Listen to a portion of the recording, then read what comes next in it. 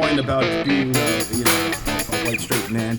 Thank you. Rob, is it difficult? Have you seen in your years in comedy the arc of the PC, the Me Too, all of these things, this cancel culture?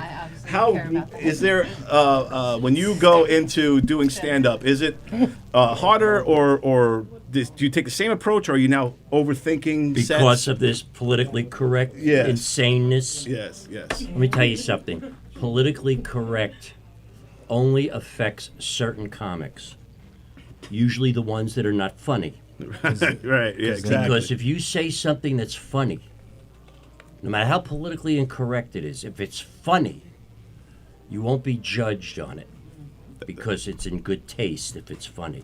That's a good point. We gave the power to the wrong people to judge us about what supposedly is the people that are saying it's not politically correct have nothing to do with the entertainment business, have nothing to do with comedy, probably are boring people.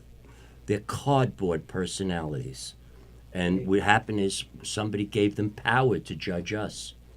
And it's a shame because we don't force people to listen to our comedy. Right, they come in, they pay. You come I in, do. you have I choice. force people. And certain people, they I don't force realize people. that it's not My door real. locks from the outside. It's not real. And if it's bad, if it's in bad, anything that you do that's bad is not politically incorrect. It's just bad. It's in bad taste, and it just has to be funny. That's all. What do you guys think about comedians that try deliberately, like George Carlin said, the job of a comedian is to find the line, deliberately cross it. Do you think comedians should still deliberately cross the line, or are they risking it all now crossing the You're line? taking it too wide of a margin. There are comics out there that do one-liners. There are comics out there that tell stories. There are comics that are blue. There are comics that are squeaky clean. There are comics that talk about family and children and their wives, and so you can't say everybody should be going. You know what the problem is? A young comic today, they want to be like Bill Hicks, or they want to be like some kind of guy. There was only one. Right. When we were young, they wanted to be Lenny Bruce, and there was no other person than Lenny. Right. And so if you're good at that, then you'll cross the line because you're good at that. I know comics that are incredibly good that cross the line, and nobody is putting them on trial for it because it's hysterical. Right, because they're funny. It's hysterical. It's excellent work. It's excellent writing. And that to me is what it's all about. True indeed. And if you're a comic that's like, let's just say you're a comedian and you go out there and you just start hating on midgets, is that going to ruin your career? Only a little bit. Only if you're playing to an audience of midgets. You have to know your audience. Only for a short while. It's discrimination if I don't bring up the There you midget. go. And don't they grow if you add water? You have to clap, right? Is that You what know. to believe them? Yeah. I'm not doing no midget jokes. I got you. If your audience is predominantly Jewish, you don't open up with "I ate a delicious roast pork sandwich." There's certain things Right, you you have to don't know do. the crowd. You got Let's hear it for pork, everybody, at the B'nai Bread. Pork, everybody. But yeah, I think there are challenges. I do agree with everything you said about it. If it's funny, you won't necessarily hear about it. No. And there are kind of witch hunters out there that are looking to take down certain people. We lose the sense of the definition of being a stand-up comedian.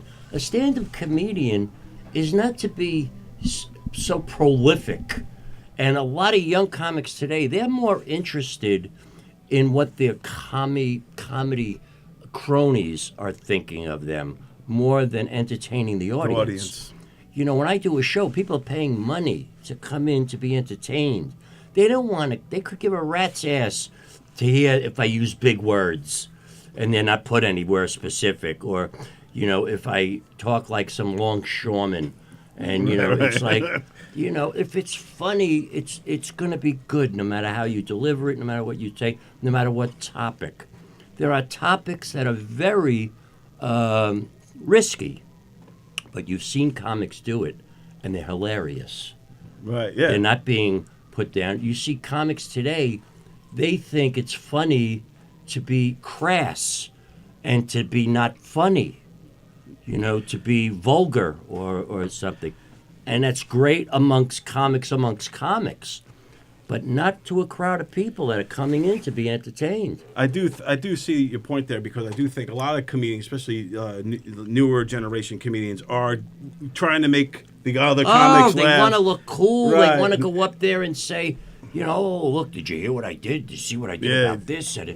Or they even take pride in bombing, like, hey, I bombed it, but that audience didn't get me. And yeah, blah, blah. It beats the hell out of me, to tell you the truth. Yeah, I never Because- bothered wanting to impress my comedy friends. I never had any comedy friends. You don't have any comedy? I hated all the other comedians. They hated Well, me. that usually comes in time. Yeah. I jumped right into it.